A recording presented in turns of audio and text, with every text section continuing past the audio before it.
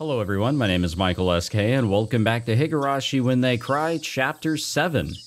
Alrighty, today is the big day. The third and possibly final appeal. I won't say final because I don't know. Who knows if this will even work out at all. It didn't even seem like the first two worked out, but you know, at least the word is getting around that, you know, Keiichi and a group of his classmates and all that are trying to help Sudoku out, stating the fact that she is being threatened or literally abused. Who knows? So, I don't know. I'm really at a loss if this will even work, to be totally honest with you guys. But what else can they do? I don't know. I mean, this has been probably the best idea so far that has basically stayed in the lane of, all right, we're following the rules, so we'll see what plays out here. A huge crowd had formed in front of the library. It was hard to believe that over 50 people had assembled in front of such a quiet place. Hey! Uh-oh. 今日は面白くなってきたぜ。今日のリーダーの前原さんだ。挨拶しろ。Glad to meet you all too. Kameda-kun had brought a bunch of athletes with him. They were all very tall and full of spirit. Being greeted by a bunch of big people at once made me feel uncomfortable. Whoops, I shouldn't feel so intimidated. But the commander can't act bashful in front of his troops. Following after them were our nameless comrades who sympathized with our plight at Angel Mort yesterday.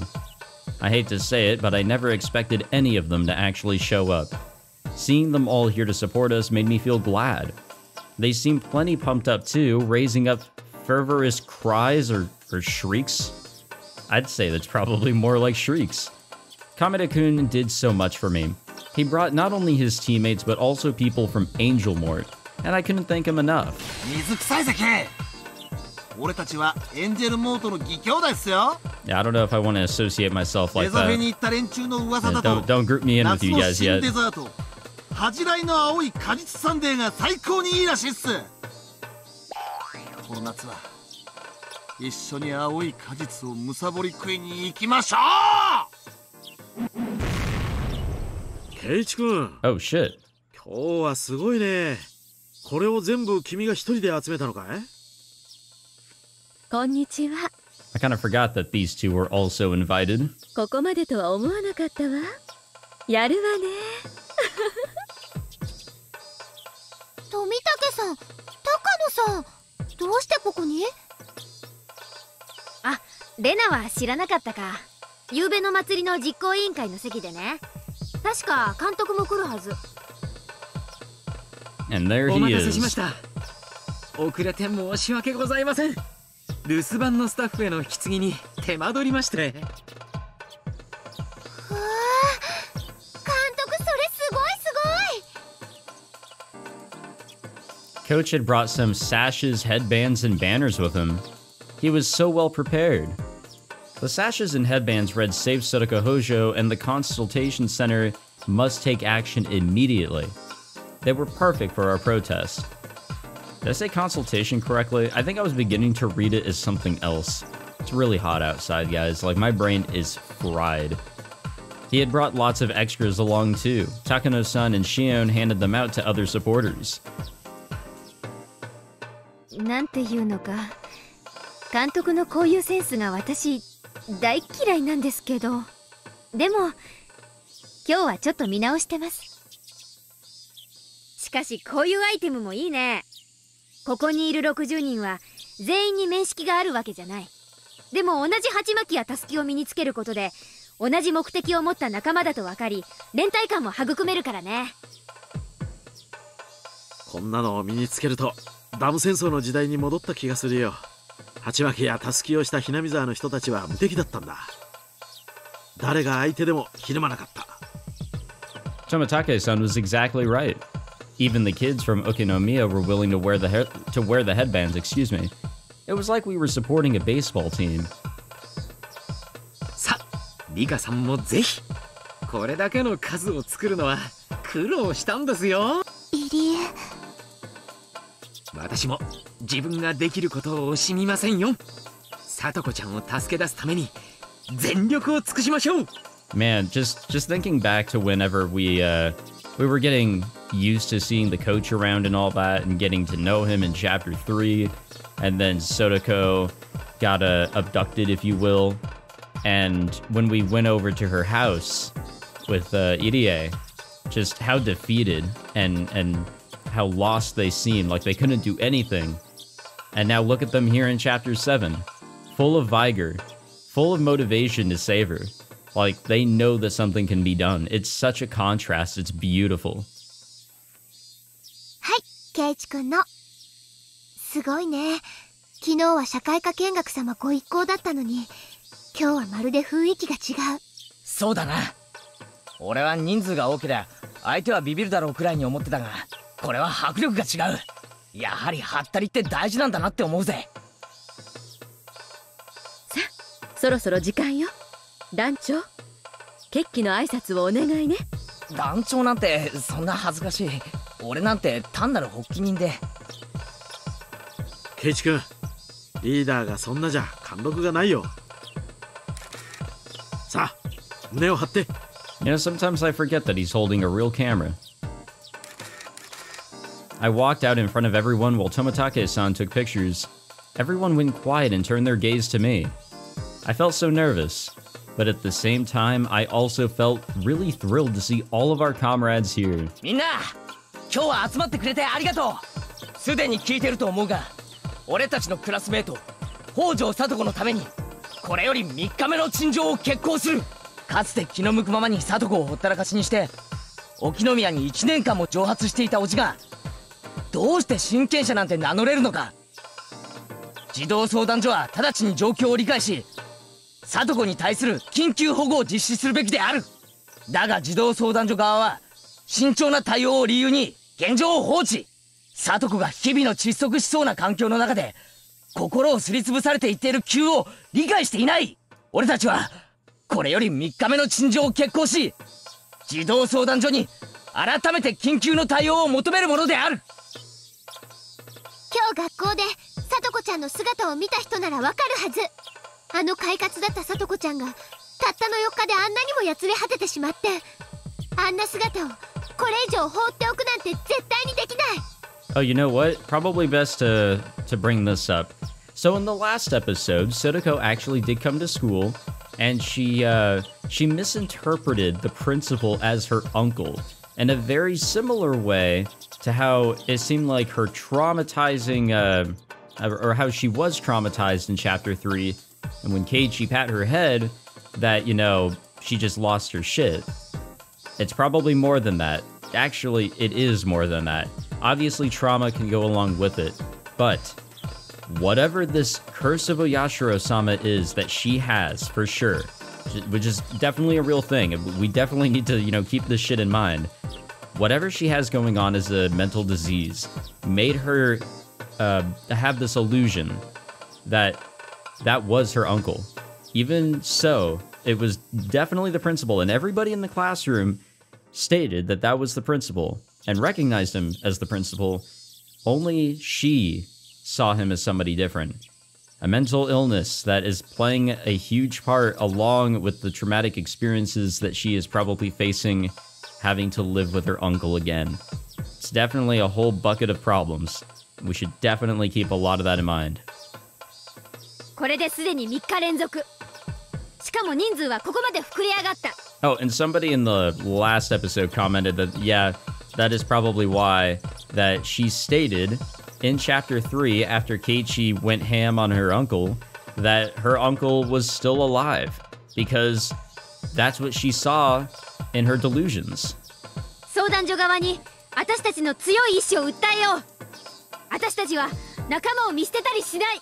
You all are so smart, by the way. I can never see these すごい things. ね。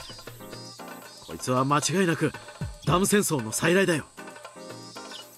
ダム戦争を知らないはずの前原くんがダム戦争を再びなんて面白いものね。 I would say so. やはりこの地には人を結束させたくなる何かがあるということなのかしら。やっぱり田舎的な人懐っこい風土によるものだと思います。 Unless we also want to blame Yashiro-sama on this too. だから今日のこれは怒るべくして怒ったんです。僕たちは隣人の顔も覚えてない都会に住んでるけど、それと比べるとなんだか羨ましいね。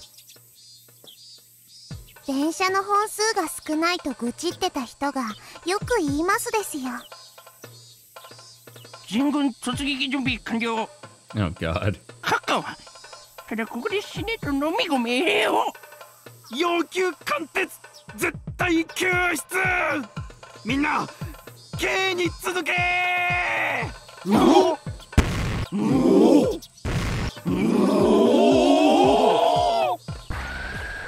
Everyone had that much vigor before we'd even entered the building. They had to have heard what was going on outside. In fact, panicked-looking people were staring at us out the windows. さあ、参りましょう。Irie pushed me forward and I took the first step of our third attempt, with the weight of 60 people on my shoulders. We went through the automatic doors and slowly crossed 20 meters to the counter. これでならどうだ。一昨日は相談員、昨日は係長、なら今日は所長か。わからない。 I don't think so. I think Ueshi, not a Yashiro, wrong person. Ueshi was onto something as well 2 episodes ago. でもきっと私たちの強い意志は伝わるはずだよ。こんにちは。今日はどのようなご用件でしょうか。 You poor soul. 昨日と同じです。北条聡子の件について陳情に参りました。 At the far end of the office, I saw the manager from yesterday talking to a guy sitting behind an important-looking desk. I could tell he was intimidated to see so many people.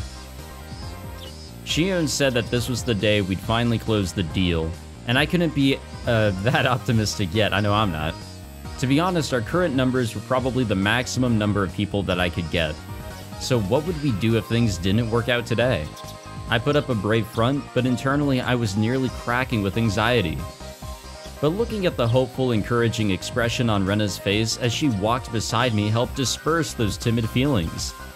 Rena might hold the very same worries inside of her heart. Everyone must be wondering if we can really save Sotoko or not. But today we were supporting each other by hiding those worries. That was unmistakably our team's strong point. We could never have gathered so much energy and strength if we were alone. That power can only be created when people work together. It takes forever for a drop of water to wear at one rock. I'm stupid. But a tsunami can break it into pieces in a second. The manager approached the counter. He started speaking to me, saying that as the meeting room wasn't open today, he couldn't let us all into one room. However, the head of the office was willing to see us, so we could use the reception area in front of his desk. Since the room is so small, however, he asked us to choose 3 representatives to come inside. 本当に申し訳ございません。他のお客様へのご配慮ということで、ご理解をご協力をいただけると助かるのですが。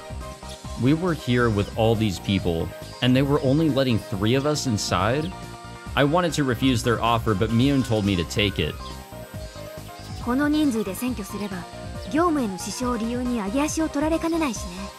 すでに十分インパクトを与えてる。向こうも施設長が直接話を聞くと言ってるし、これは向こうの最高の対応でもあるよ。みんなガクガクブルブルでニャーニャーしてますですよ。にゃーにゃー。Alright. でも会議室が空いてないってのは嘘くさいですけどね。私も嘘だと思うな。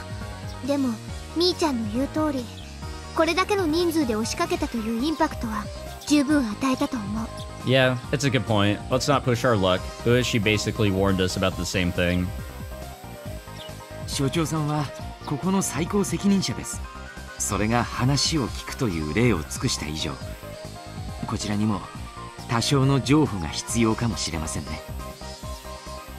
話し合いの場を設けたのに先方が席に着かなかった。そういう記録だけ残ると話し合いの余地なしってことにされてしまうわね。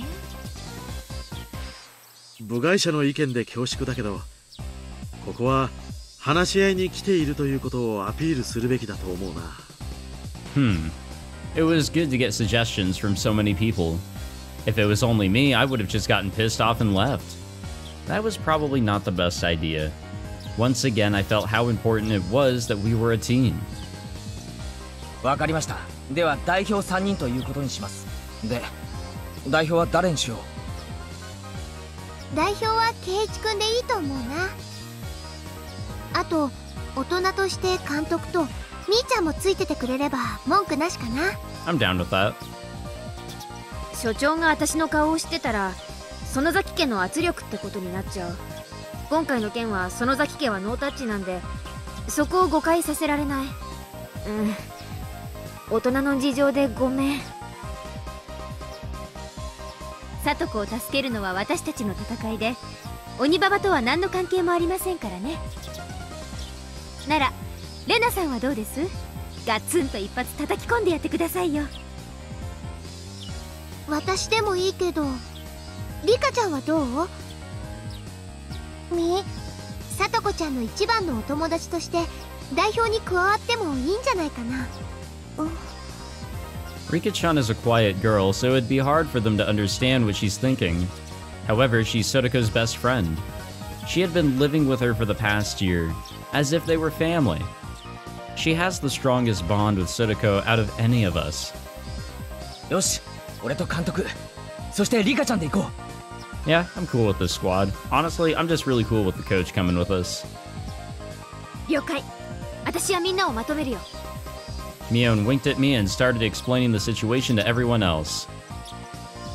Oh no, how is this gonna go? Place your bets, everybody. Yeah, except for those that already know the answer. You'd be cheating. You're not allowed to place your bets, sorry. It's just kind of part of the rules, you know? I don't want to disrupt the system. I never thought I'd be chosen as one of the representatives. Alright, we're Rika. I'm not a very good speaker, so really Rena or Shion should have been picked instead of me.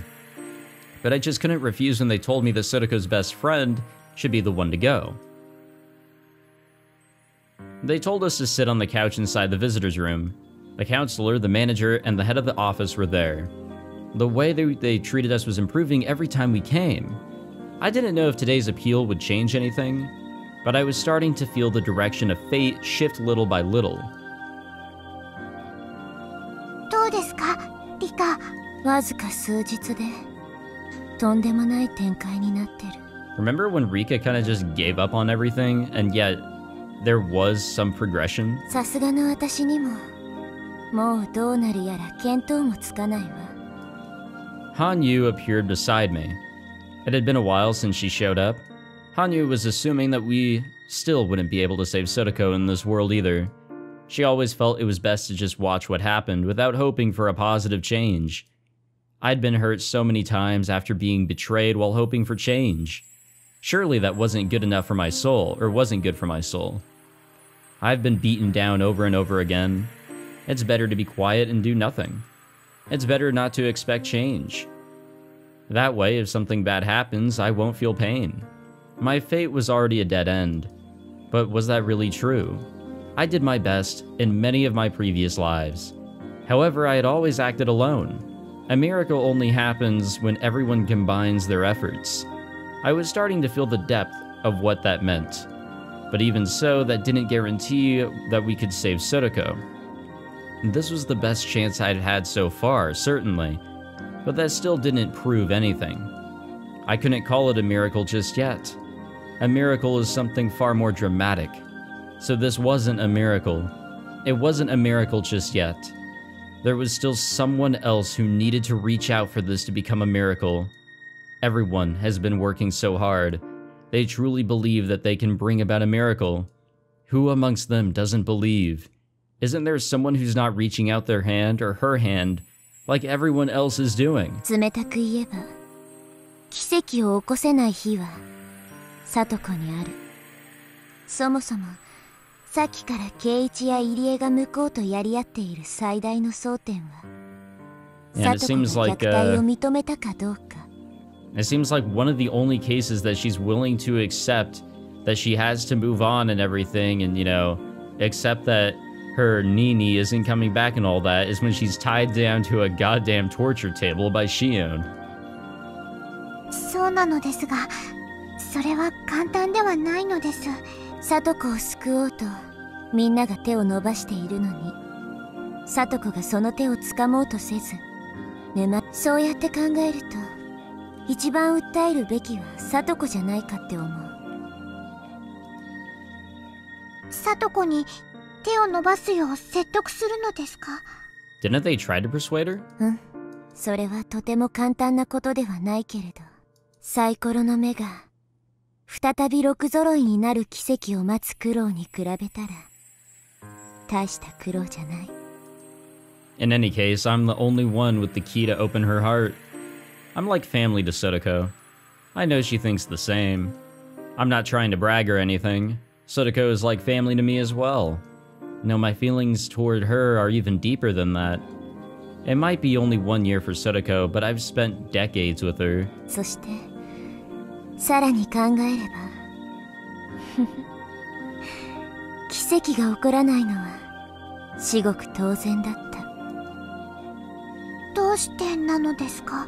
奇跡を起こすにはみんなの力を合わせなければならない。みんなが合わせてないんだもの。一人足りなかった。奇跡が起こらないのは当然。But it's oh so close. 違うわ。私よ。私。I had just been observing them like a spectator. I'd been tired of this internally repeating world and acted like a witch. I had forgotten the powerful feelings needed to change fate. In other words, it was like I was supposed to be an actress, but was just sitting back and eating popcorn. I'm not a spectator. I'm one of the people on the stage. And that's why this play was never successful. In the world where Rena took over the school, if I hadn't done anything, Keiichi would have died in an explosion. Because I got on the stage like I was supposed to, the play didn't end that way. I'm a part of this world too. It's such an obvious thing, but I must have forgotten it a long time ago. 私が聡子の心を解かなくてはならない。サトシの呪縛から聡子を解き放たなくてはならない。Alright, looks like we're tying her down to a torture table. もちろん私以外にもそれはできるだろうけれど、いや、そうでなかったとしても、私もまた舞台に上がらなくては奇跡は起きないってこと。リカ、あなたは何度もそのような決意をして、それを打ち砕かれて悲しんできましたです。それでもなおなのですか？わかってる。二度とない幸運と二度とない結束。私が次の世界でも頑張ろうと安っぽい決意をしたところで、私の努力とは無関係なところで袋小路は決まるだろう。この世界よりももっともっとあっさりとどうしようもない形で。だからこの世界でもダメだったら私は諦めようと思う。Hanyu looked at me with surprise. For us, the term giving up means a lot more than what it sounds like. It doesn't only mean that I will accept my fate. It means that I will accept the dead end waiting for me. In other words, accepting my death.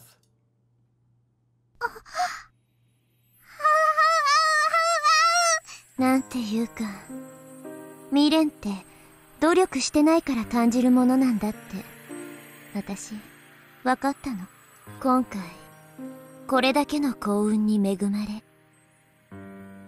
まあ、確かに叔父の帰宅は例外だけど、それにしたって、二度とあるかどうかもわからない追い風に恵まれた。そして、その追い風の中で、私は多分、できる最大限の方を張ったと思う。だから今度こそって思うし、逆にこれでダメならもう絶対にダメだと思う。その時は私本当の本当に諦めがつくと思うから。そんなのダメなのですよ。I'm the only person who can communicate with Hanyu. If I disappear, she will have to go on with her life all alone. And that's the last thing Hanyu wants to happen. Perhaps that's why Hanyu says the things she does. She doesn't want my lifespan to wither away by getting hurt emotionally. でも、私はもともとこの舞台の出演者だった。あなたに舞台を見るという楽しみ方を教えてはもらったけど、出番を降りたら舞台が成立しない。きっとだから私は袋小路を出られないんじゃないかなって思うの。リカ、きっとどこかの世界で今回と同じような幸運に恵まれ、しかも叔父の帰ってこない世界がありますです。それは奇跡ではなく、今回よりももう一つ余計に6が出るだけのことなのです。今回と同じような追い風で叔父も帰ってこない世界か。そうね。そうだったらどんなに素晴らしいことか。Still, trying to beat my fated death is another issue entirely. That sounds wonderful, but it's still not guaranteed. その世界まで頑張って僕と待ちましょうなのです。だからこの世界が終わったら諦めるなんて言わないでほしいのです。私が死んだらあんたがあうあう言っても聞いてくれる人もいなくなるしね。たまに気配か足音、誰かに気のせい程度に感じさせるのがせいぜいだろうし。じゃあ私は舞台に戻るわ。自分にできる精一杯を尽くす。あんただって永遠に繰り返す昭和の夏なんて嫌でしょ。誰ともお話ができずに過ごす長い時間の方がもっと嫌なのです。Apparently she thinks this time loop that's driving me mad is far better than having no one to talk to, because it would drive her mad. But that's just how she feels. 僕もこの運命を乗り越えて、まだ見たことのない昭和58年やその先の時間へ行きたいです。でもそれはリカと一緒でなくてはダメなのです。I'm sure that's similar to my own claim that there's no point in living past June 1983 if I'm the only one who does. My ideal future is to survive past June 1983 and let the happy times continue like always without anyone missing. Hanyu feels the same way. She doesn't want a world where I'm not by her side. We're repeating this world only because we wish to do so. It wasn't just Hanyu's power, it was one that we shared together. Hanyu wants to be with me, just like I want to build myself a happy future. We both want the same thing, but if I refused to repeat the world again, my long life would be over. Yet I never refused, no matter how sick and tired of it I was. For over 100 years, I kept believing that something good would happen eventually. However, our power is weakening, and we can only go back a few weeks at most. We have so little time left to try and change our fate. If we kept it up, eventually we'd only be able to go back to the morning of the day I was going to die. That'd be a dead end for sure. I don't think a life this fortunate will ever come my way again. And if my time was unlimited, I'm sure that will happen will eventually happen. But I can't count on it happening in what time I do have left. Hanyu told me to wait for another chance because she doesn't want to see me lose myself, but she isn't feeling the time limit like I am. 死んでも目が覚めても同じ朝なんて考えたくもない悪夢よね。そんな地獄に落ちる前に自分の世界は自分の手で幕を下ろしたいの。だからそれをこの世界に決めたわ。この世界でダメだったら私はこれで繰り返しをやめることにする。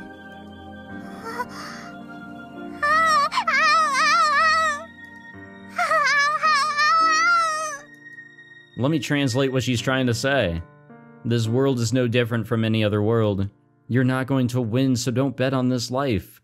Your lifespan is not as short as you think. You should wait for your next opportunity in this endless June. Stay with me until then. Stay with me and wait for the next chance. てなところでしょ。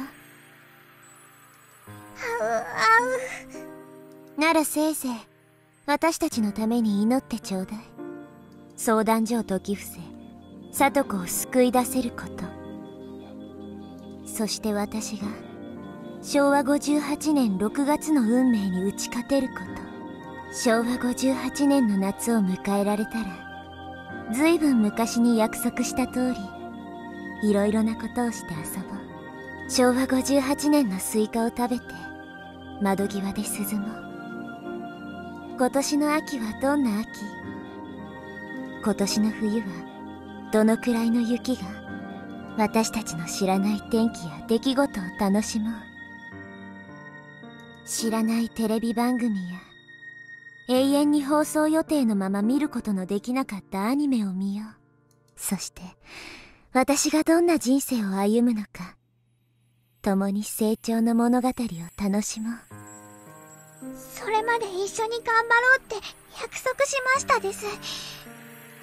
なのにこの世界でダメだったら諦めるなんて、そんなのは約束違反なのです。その約束だけは守れなくてごめん。きっと仲間みんなと一緒に昭和58年の夏を迎える。そこにはもちろん羽生もいるの。そしてきっと青くて広いに違いない夏。きっとね。昭和58年の大空はこれまでの空とは比べ物にならないくらいに美しいに違いないから。 I'm sure I'm going to make a miracle happen in this world. God didn't design humans so that they could redo their lives over and over again like me. People usually only have one chance, yet they can still make miracles happen with effort. They work so hard because they know that they'll never have a chance to do it over again. That's why miracles occur. But if I can't make one happen with all that, I just have to give it up. 次の世界なんていらない。この世界で奇跡を起こす。みんなが教えてくれた。奇跡はみんなでなら起こせると教えてくれた。だから起きる。起こす。この世界で私たちは最高の未来を迎えてみせる。リカ。Hanyu disappeared, sobbing sadly. She was no longer in my sight, but I could still talk to her. 羽生、きっと私たちはこの世界で最高の未来をつかめるから。だから信じて。あなたも力を合わせてくれたなら、奇跡はもっと起きやすいかもしれないんだから。This is the best possible stage I can hope for. The actors on the stage and the audience before it can help each other. If you wish, you, the audience, can change the story too. I've made my decision. I'm going up on the stage. I'm not going to complain anymore. I'll do my best just like Keiichi and my other friends. I'm not going to make any more excuses. I'm not going to wait for another fortunate world. I have to do my best in this one. I'm not talking about my decision to die after this world is over. I'm just saying that people are meant to have only one chance to live. And that's why they work so hard. Because I had so many chances to redo my life, I haven't been working hard enough. I was never able to make a miracle happen. In my previous life, Rena took over the school. Because I got in her way, Keiichi made it in time to stop the explosion. The story changed because I decided to get up on the stage. Perhaps in my other lives before that, I could have changed my situation if I worked hard enough without giving up. But I kept giving up so easily and eventually lost my interest in those worlds. And so a miracle never happened. A miracle never happened because I was always relying on the fact that I've never had another chance. Or that wait, what did that say? Hold up.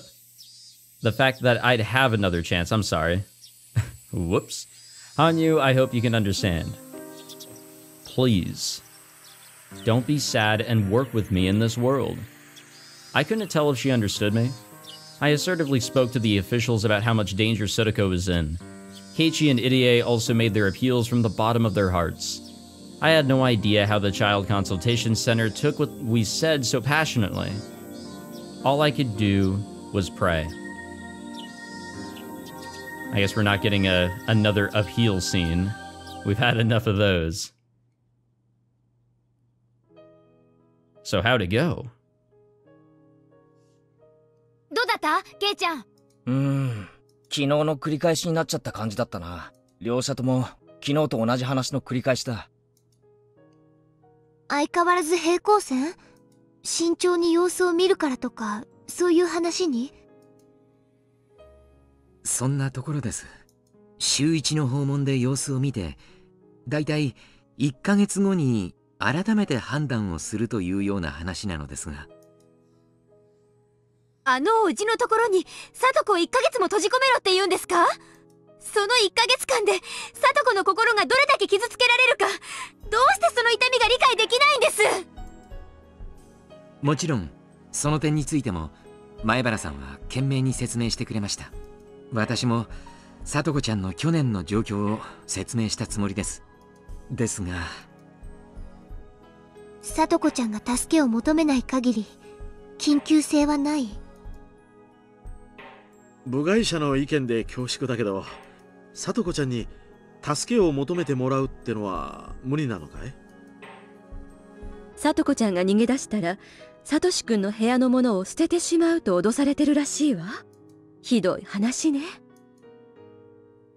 相変わらず向こうはその一点張りなの？聡子は助けを求められない負い目があるってのに。The purpose of a child consultation center is to protect children. I was starting to get angry the more I thought about it. But as I thought about it some more, I realized that they were just trying to do their job. It was just that our opinions differed about the degree of urgency. こっちは聡子ちゃんを早く助けてほしいという。向こうは聡子ちゃんが助けを求めたらねという。なんとか歩み寄る方法はないのかな。聡子ちゃんへの助けがないまでにも、その SOS のサインを読み取る何らかの歩み寄りはないのかな。その辺はこちらもいろいろと訴えました。向こうもそれを真剣に聞いてはくださりましたが、最終的な雰囲気だと参考に留められた感じでしたね。Damn it. When the head of the office showed up, I thought I could change things today, but everything went the same as yesterday, and we still weren't able to persuade them. However, I'm sure we're making progress. It might seem like they're withstanding our blows at first glance, but they're feeling the weight behind them. We're not going to give up just because it didn't work out today. We're going to fight until they get off their butts and save Sotoko. さっきみんなには明日もやるよって声はかけた。ただ、今日よりは人数が減るかもしれないね。なんだか悔しいですね。せっかくここまで来たのに、ここが私たちの限界ってわけなんですか。Damn it. We can't give up yet. We might have less people tomorrow, but we're not going to call off our fourth appeal. たとえ誰も来なくなっても、レナは行くよ。聡子ちゃんを助ける判断を下してくれるまで、レナは一人でもくじけない。それは俺もだ。俺も絶対にくじけない。ありがとな、ミオ。来られる人だけでも構わないぜ。窓から見てたけど、みんなの横断幕結構プレッシャーになってるようだったぜ。ゆうべ夜鍋して作った甲斐がありました。What a fucking Chad. いりえ、助けなんかもありがとうなのです。いえいえ、これくらいの協力しかできないのが悔しいです。僕ももっと協力しようと思いますです。僕は聡子を救えないと思って諦めてきましたが、今日圭一と入江が所長とやり合うのを見ていて、僕にはまだまだ頑張れることがあると思いましたです。Rika-chan was always watching us from afar. It made me a little happy to see Rika-chan getting more active in the whole movement. I wonder what Rika-chan can do. 聡子に会えたら助けを求めるように説得するつもりなのです。それは多分僕にしかできないことなのです。The same thing was on all our minds. The issue will be resolved the moment Sadako seeks help. But nobody can say that to her because we all know that she's dealing with the memories of her brother. Sadako, I know how you feel about Satoshi, but this is different. Please ask the Child Consultation Center to help you. As long as you're seeking help, they're ready to save you anytime. Don't be afraid that your uncle is going to destroy Satoshi's room. Please ask them to save you. But without even knowing Satoshi's face, I could never say that to her. The only person who can ask her to seek help is Rika-chan. She's been living with her for the past year, and she's like family. そうだね。私も今日それを言ったけれど、心には届かなかった。悲しいけれど、さとこちゃんの心に言葉を届かせられるのは、リカちゃんを置いて他にはいないと思う。自分にその力がないのが悲しいですけど、同感です。リカちゃまは無二の親友。あんたにできなかったら、もうどうにもならないです。さとこちゃんの心を解きほぐせたら、それで全てが解決するとすら断言できるでしょう。案外、私たちがこうして押しかけるよりもいい方法かもしれません。そんなことはありません。レナが言った通りです。双方が手を伸ばさないと届かない。だからサトコも手を伸ばすべきだと思っただけです。そしてそれは僕も同じなのです。みんなが力を合わせないと奇跡は起こせない。僕だけが諦めていて力を合わせなかった。だから奇跡が起こせなかった。だから僕も力を合わせる。だからサトコも手をつかむ。言いたいことがうまく説明できないです。ごめんなさいです。Rika-chan is usually a quiet girl, but she talks a lot every once in a while. Just because she's quiet doesn't mean that she's not thinking about anything. In fact, because she's quiet, she must have a lot inside her heart that she's never expressed. We are going to continue our appeal to the consultation center. Rika-chan is going to persuade Sadako. This is the best approach, or at least the best one that I can think of. It might be slow and quiet, but now that I'm in the game, I can't quit until I win. If I gave up, I'd lose everything that I bet on. We're going to save Sadako. We just have to work together.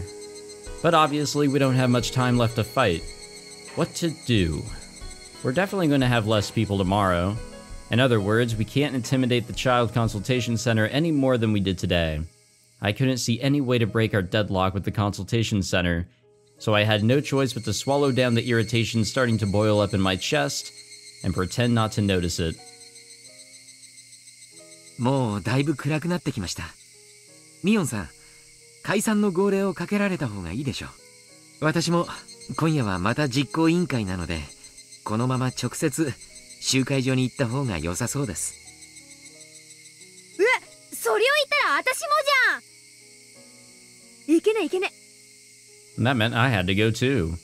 While it wouldn't be a big deal if I missed the meeting, I should still go. I don't understand most of the things they're even talking about there, but I don't want to be rude. I'd have no choice but to go. なら、もう今日はこれで終わりにした方がいいね。相当急いで帰らないと時間ギリギリになっちゃうよ。Mion thanked all the people who came today and told them to meet at the same place at the same time tomorrow. And with that, the third day of our desperate appeal was over.